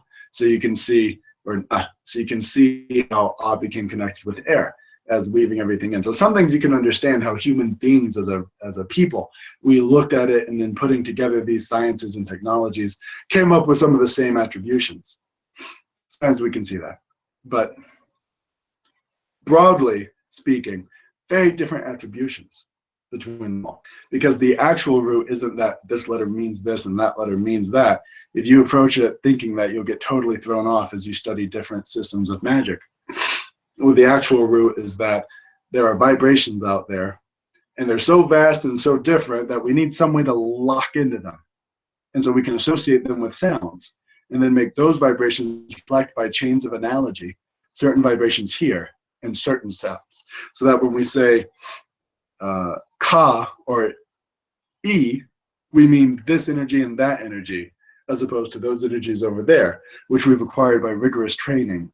We've built those connections, and that's the actual root that connects that. In terms of like the science behind beach mantras, that's basically it. And again, you know, beach mantras have an acquired power, same as all the other types of mantras. So you learn an addition where for 1,000 years, certain exact elemental or energetic or magical effects have been attributed to certain exact sounds. Then when you receive it, you should do it that way, because there's 1,000 years of power behind that, right? As a magician, be practical. Don't be ideological. Don't fight the river when you don't have to. Use the river. There's a lot of power in the river. Be a practical magician. Don't be in the armchair all stuck up in your mind. Oh, but it's in this language or that language or these people or those people. Stop with the lines of the divine and just let things flow.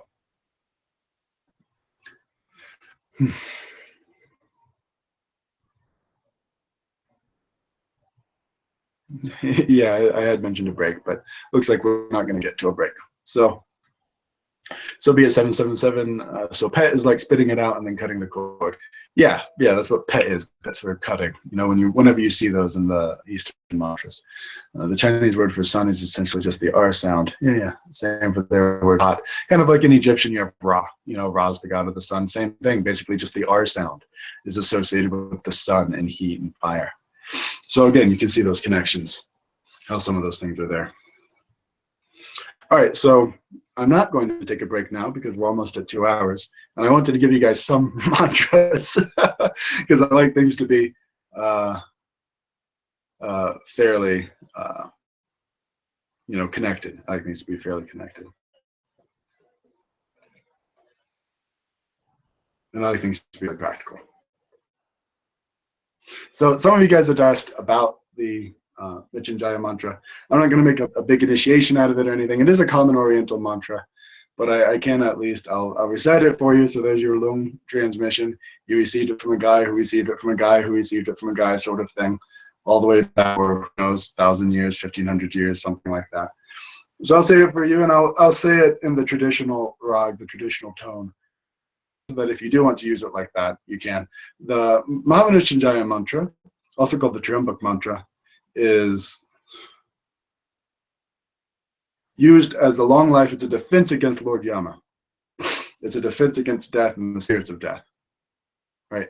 So it can be used for good health too, but it's especially against death itself.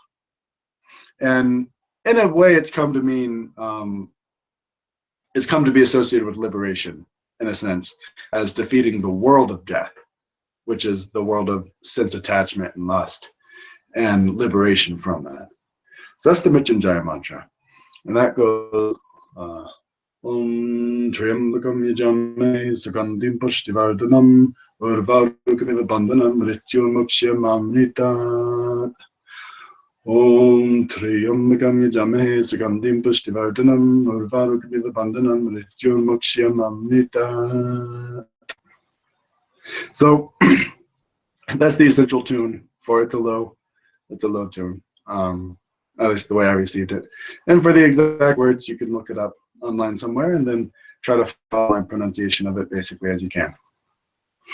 So that one you can use. That's a pretty good all-purpose mantra. It's also used by many Shivites simply as a Shiva devotional mantra because the actual meaning of the words are very devotional towards Shiva.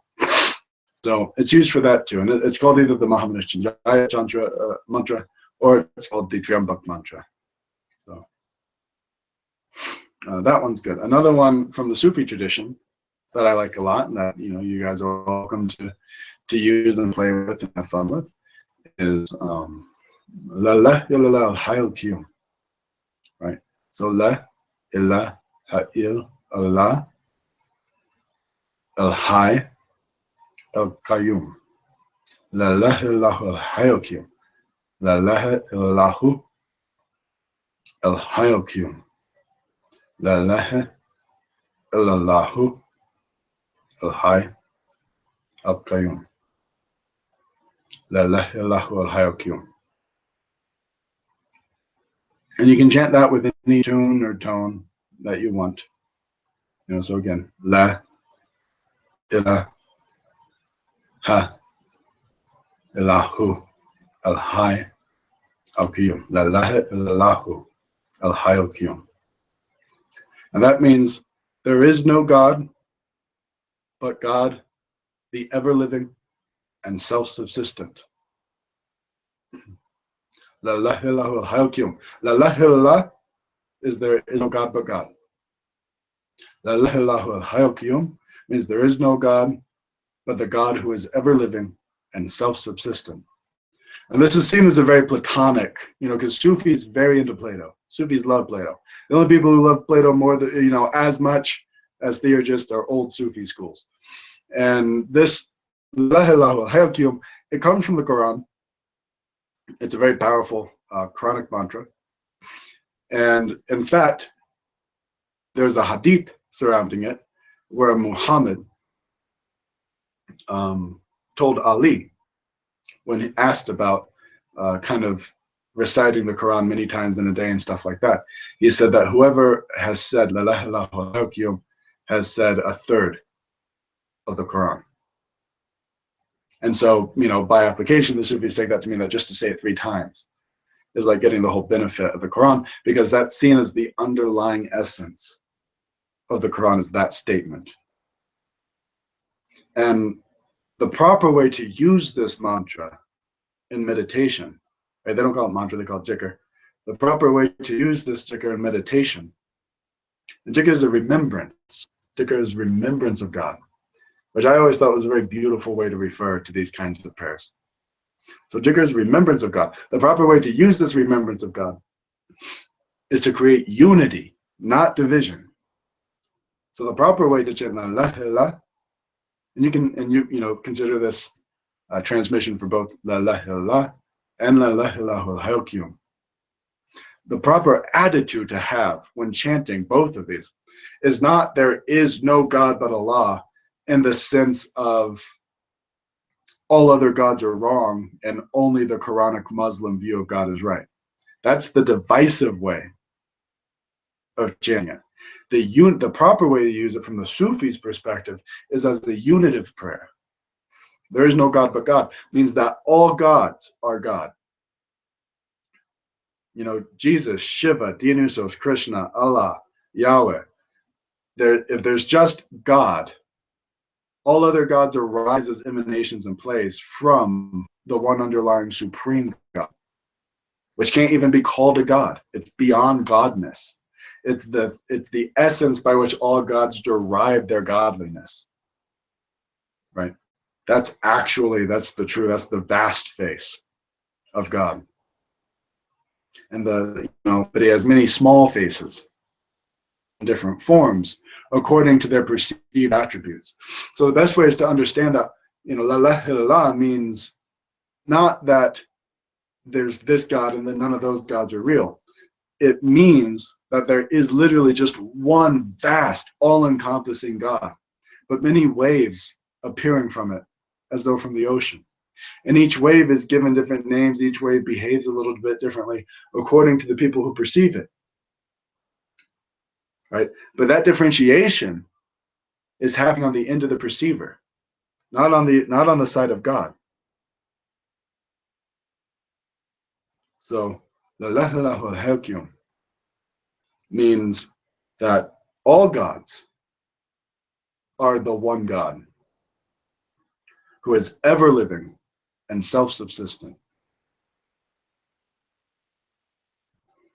And so that's the proper attitude to have. That's the Sufi attitude to have. That's very powerful. That one I like quite a lot. And also that one is good for defending your life energy.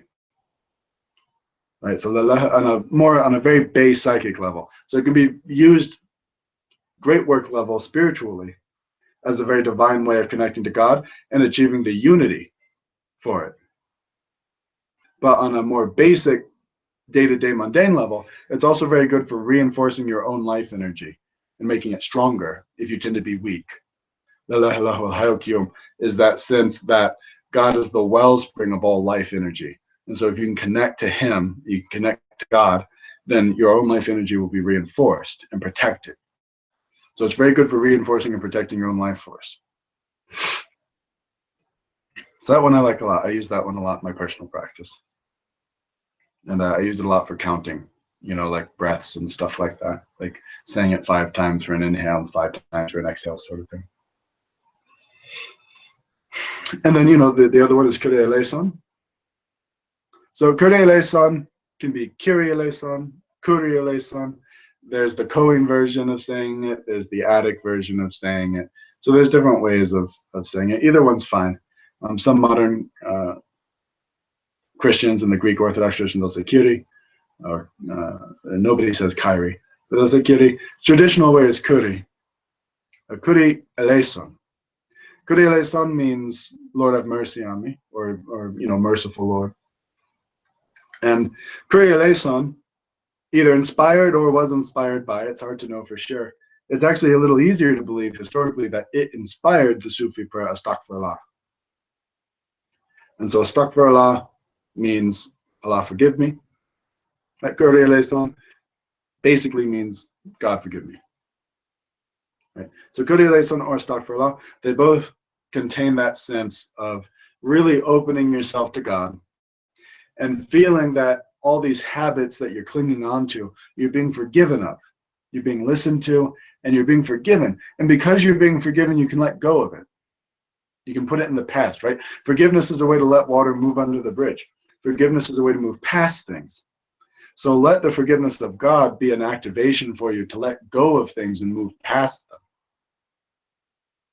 So Kyrie eleison is the Greek, and the ancient. And actually, Kyrie eleison used to be said by the ancient Greeks during the grape thrashing festival for Dionysos, where they would put the grapes in the shredder and mash them in order to extract the juice, which was seen as tearing Dionysus's body apart. And so they would chant Kyrie eleison, Lord forgive me, very mournfully while they were doing this. And so that's a very ancient Greek mantra connected to Dionysos. But it got absorbed by the Romans very early on, like probably 400 AD, as early as that.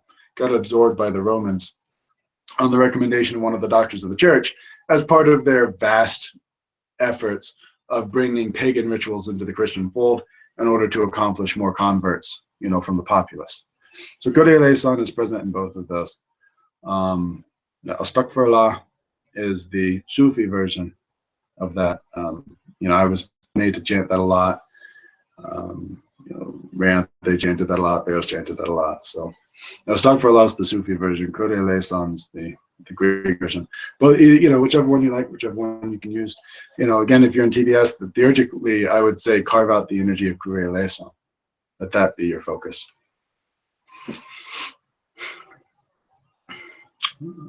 Another really good Greek one is to agathon agathon tonomoi humne. Right, so to agathon tonomoi humne means the good that is in me praises the good, and it's a way to connect your own inner divinity to the divine. So to agathon tonomoi humne is the proper way to pronounce that mantra.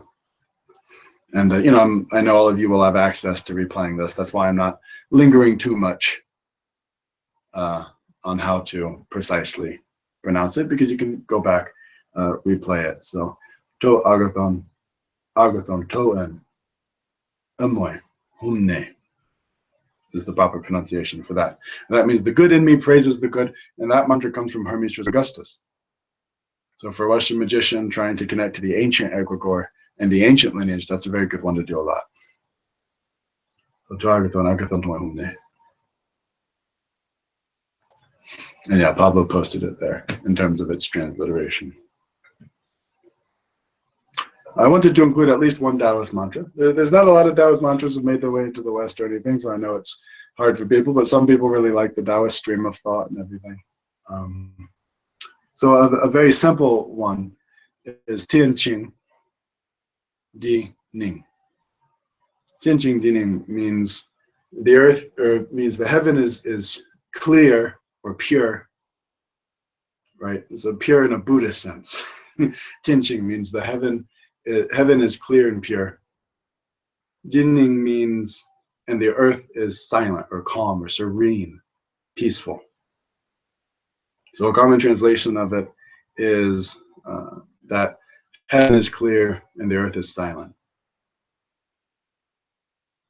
And this is used in Taoist rites. This mantra often precedes other ritual work. And you see this concept is actually very present in ancient Egypt as well. You see it in the Greek magical paper, and you see it in some ancient Egyptian paper using power words and the likes, where there's an invocation for the winds to be silent, the trees to stop swaying. Hermes Trismegistus uses a similar approach at the beginning of his prayer to the powers in the Corpus Hermeticum. So in ancient magic, there was this thing where you would first ask everything to calm down, you know, let all the energies settle, and tell the spirits to be quiet and at attention. So the way the Maoshan would do this, you know, which is a sect of Taoist magicians, was they would say this Tianqing Dining, Tianqing Dining. You know, usually recite it 2 or 3 times.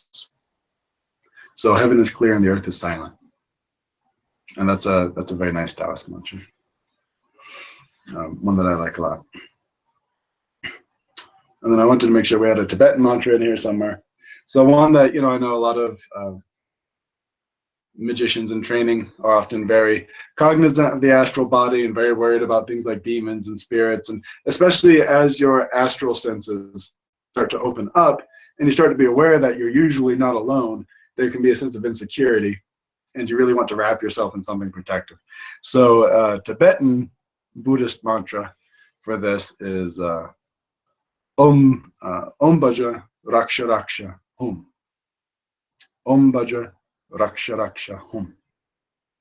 And I'll give you, you know, so there's in Tibetan mantras, there's kind of 2 schools of pronunciation, 2 thoughts of pronunciation, and unfortunately, there's not a great way of knowing which one is right.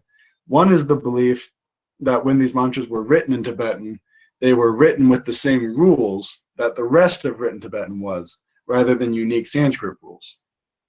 And if you do that, then the mantra has a different pronunciation. It has a much more Tibetan sounding pronunciation. The other belief is that whenever a mantra is written in Sanskrit in a Tibetan text, it has its own Tibetan rules of pronunciation. In which case you would have, you know, Om Bhadra Raksha Raksha Hum. And so that would be the proper Sanskrit version. And then the Tibetanized version would be Om Benzar Raksha Raksha Hum, with an M at the end instead of an NG. Right? Whom instead of whom. So I'll give you both because both are there. So And yeah, Ryan's correct. Yeah, Tianqing Qing Dining. That would be how you would transliterate it.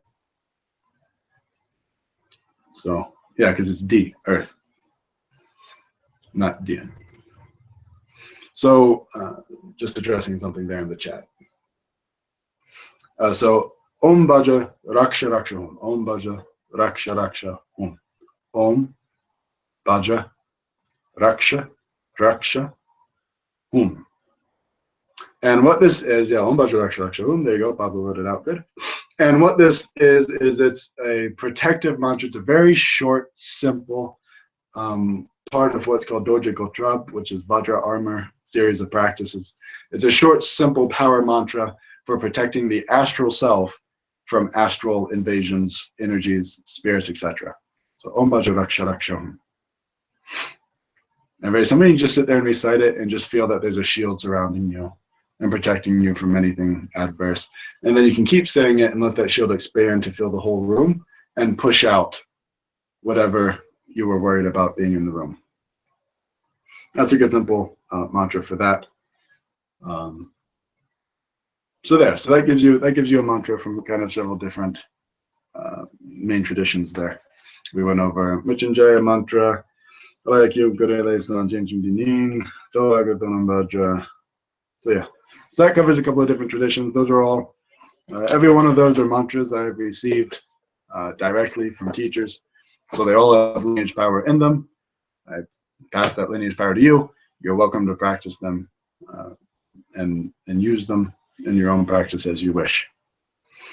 So that will conclude our lecture. We went straight through, no break or anything necessary. So thank you all very much for coming. Again, I do these things free of charge for people because I know a lot of people are tight on finances, but I still like you to have access to good information. But if you can't afford to donate, there's a link to my personal donation line for PayPal. There's a link in the description of the video. So if you feel moved, if you enjoyed the video, please donate something small. But if you can't, then don't feel bad about it and please continue to come. So thank you all very much. I hope you enjoyed the lecture. Have a nice night. Goodbye.